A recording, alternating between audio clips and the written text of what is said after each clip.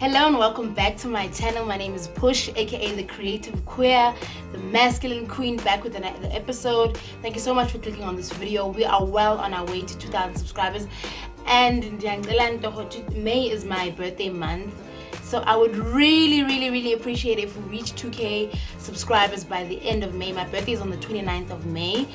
And we were on like 1.8 subscribers, so I definitely think this is very achievable. So keep on sharing, keep on commenting, keep on liking it, and I will be giving you the content that you need. Today I'm going to be reacting to some photos of myself. I know a lot of YouTubers do this reacting to old pictures of myself tag thing, but obviously here there's always a bit of a twist.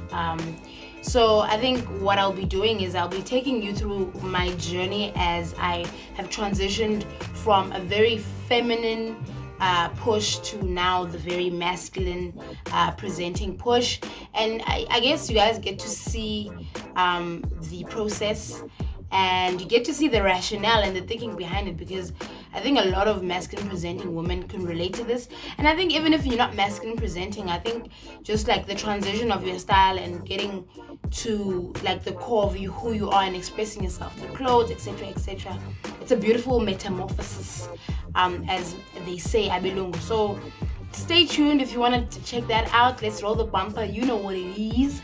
Let's go.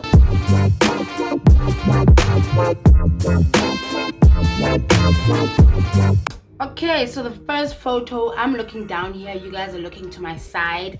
The first photo that I'm reacting to is, this photo was taken, I think I was like in grade 8 or 9, I think, and I was coming into like puberty. I was becoming aware of my body as a woman and coming into my style. Like at that point, like a lot of the influence was because of my aunts. I used to go, like in December, what we would do at Kaya was my aunts would take us shopping. I have 2 aunts who love Mbasha, and they would take us shopping for clothing in Port Elizabeth, which is where my mom grew up, So a lot of what I'm wearing is just like influence from them. They were like, "Hi, Pamela, so I don't think it really came through. I was just wearing, because I mean, also at that age you're influenced a lot by your parents. And yeah, this next image, this was taken at my confirmation in I can't remember, but I know I was in grade 11 at this time. I was 18. Yeah, I was 18 years old, and I was getting confirmed. For people who don't know what confirmation is, I grew up Catholic. So what happens is that you get confirmed. It's like a rebaptism, but you're confirming that I am indeed a Christian and I do believe, etc. So this was my confirmation, and obviously I was very feminine presenting, and I had long hair. I've always had long hair. Hair ain't never been a problem, darling. Yeah, I had long hair, and I picked this dress. I remember picking this dress. I bought it from Edgar's, and my dad bought me this dress. I loved this dress so much, and I felt beautiful on the day. I was strutting my stuff. I was wearing the first pair of heels that I've ever bought in my life, and I felt very confident. I felt very beautiful and very like holy. Like, do you see, like I look like a virgin, and I was a virgin, so and a confidence. Yeah, Christian.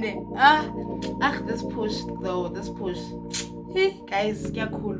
Fast forward to that, I think this was still in my grade 11 year. We went on a holiday with my parents to the Drakensberg at this resort, and as you can see, my tomboy style was starting to creep in very fast. I don't know what's the gang signs. You peace sign, gang. You know, back in the day, guys, like I was cool as shit. Like, I was feeling myself. I was also getting like into the love of sneakers. The sneakers that I'm wearing here are the first pair of like expensive sneakers, and my dad bought me those sneakers. They were very expensive. My dad was like, "Oh, you really want these sneakers?" I was like, "Please, Dad, please." So he got them for me in December, and yeah, I was like so happy.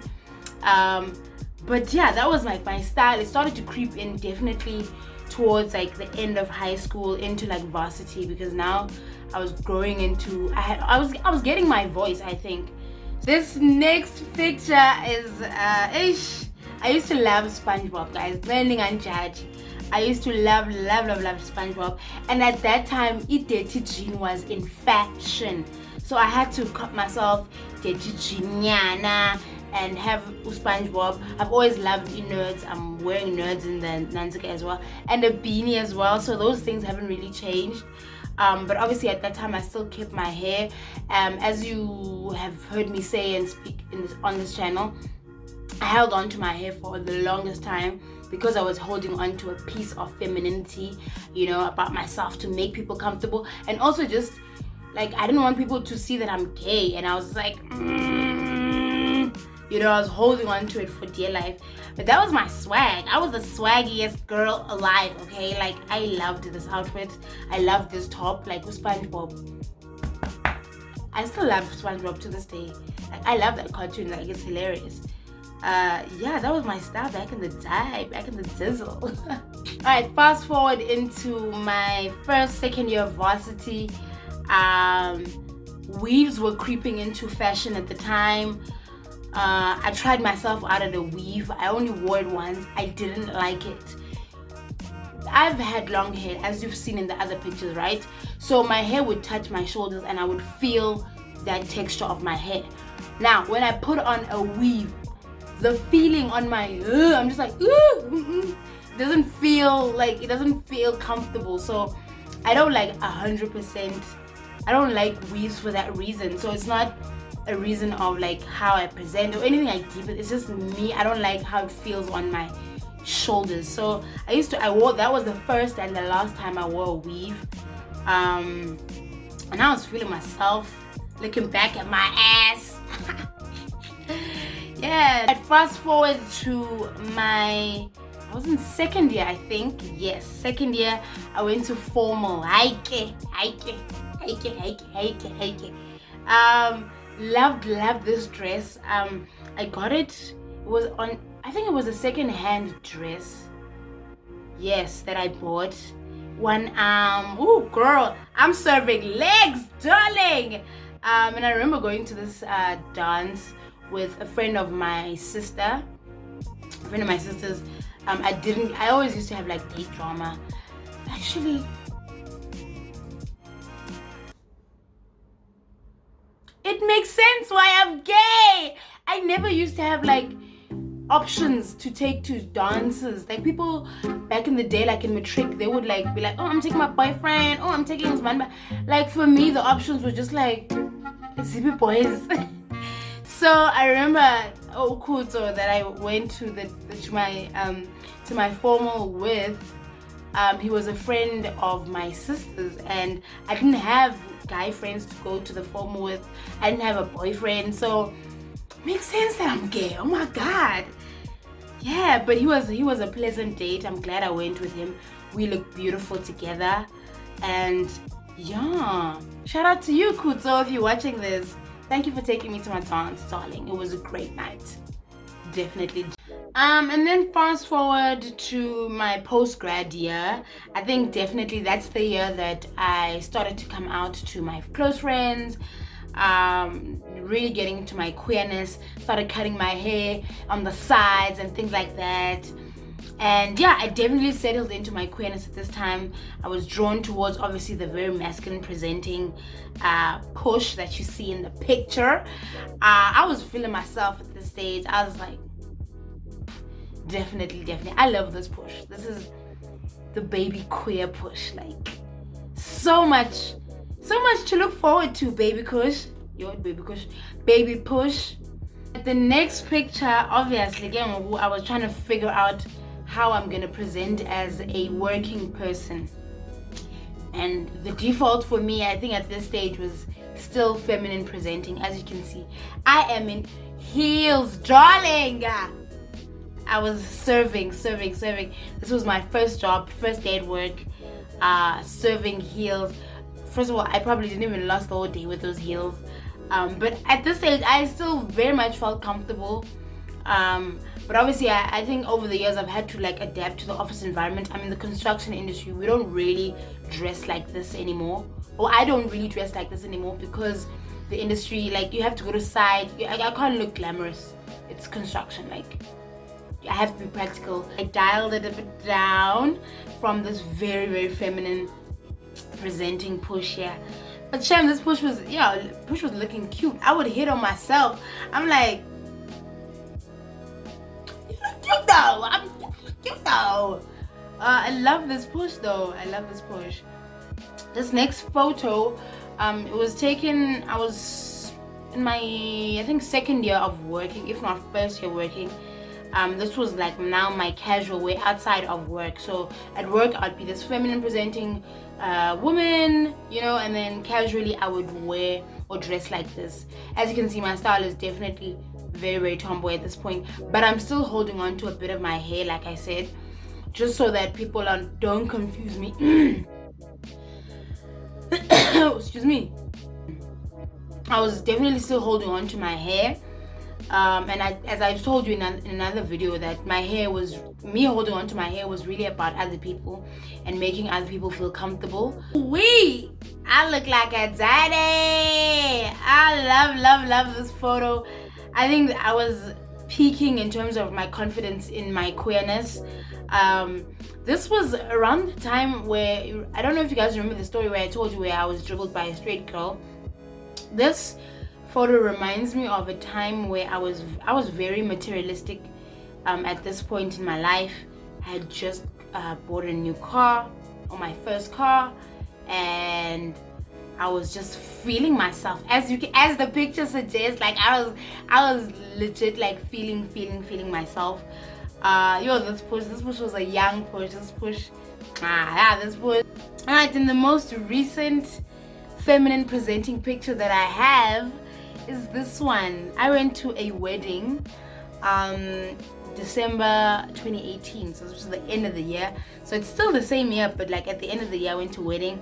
I bought this dress from YDE. It was a beautiful dress. Again, a friend of mine helped me pick out this dress, and it was so tight here because I couldn't find a size, but I fell in love with the dress. Like, it was a beautiful dress. Like, I didn't stick to the wedding theme. The theme was like traditional something, but I was just like, my first outfit was I went to a designer and he messed it up.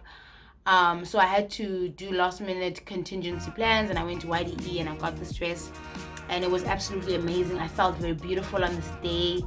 A friend of mine did my makeup, and I'm at her house in this picture, and it was beautiful, man. And I still have this dress. It's actually in my wardrobe. I haven't worn it ever since this wedding. I'm thinking whether or not to sell it or not sell it, because I'm just like, am I ever gonna wear it? I don't know. I'm not sure if I'm ever gonna wear this dress again, but I definitely want to sell it. Not definitely. I'm thinking of selling it. So if you want to perhaps purchase this dress, holla back at your girl. It's a size medium. I think medium is like 34, 36. Yeah, or medium, good. So holla back at me if you want this dress.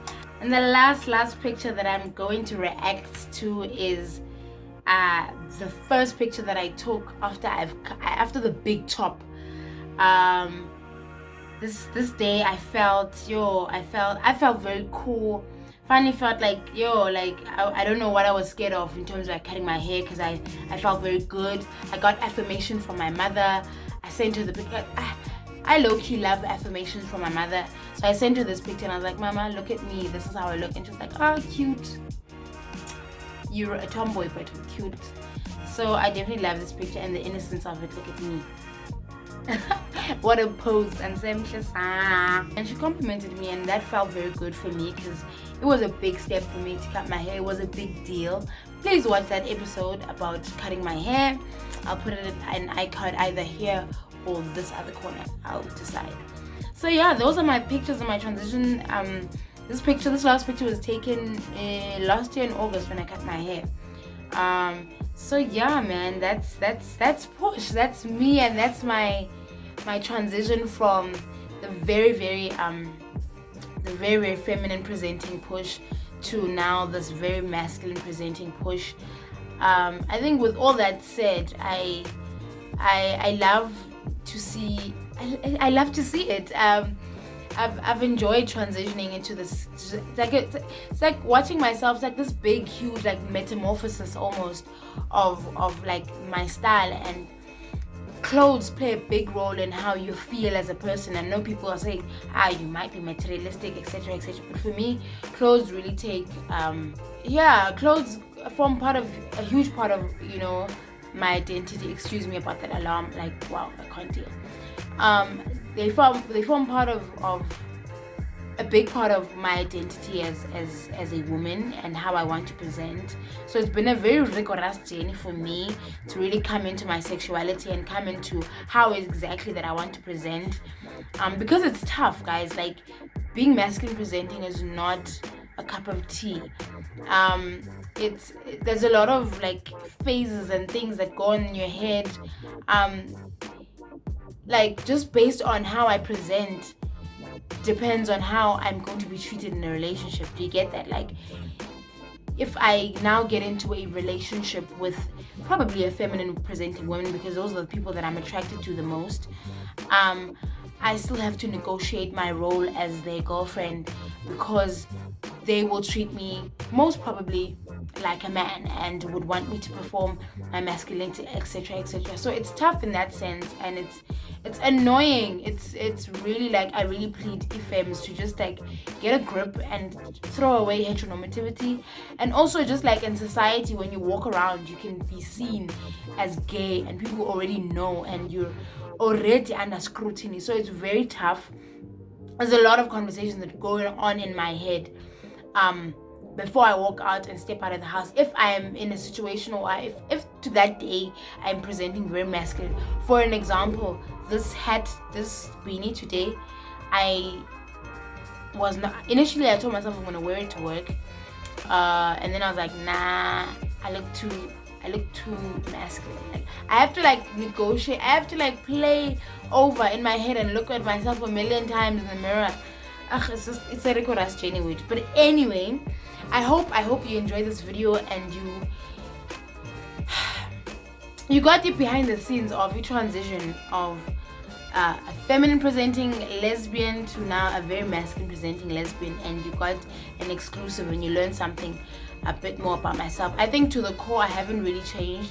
Obviously I've grown and my thoughts and beliefs have really matured over time, but to the core of who I am, I really haven't changed. So I don't really like it when the LGBTI community treats masculine women like endangered species. Like, oh my god, do you like your ass being spanked? Yes, I like my ass. Like, I'm still a woman.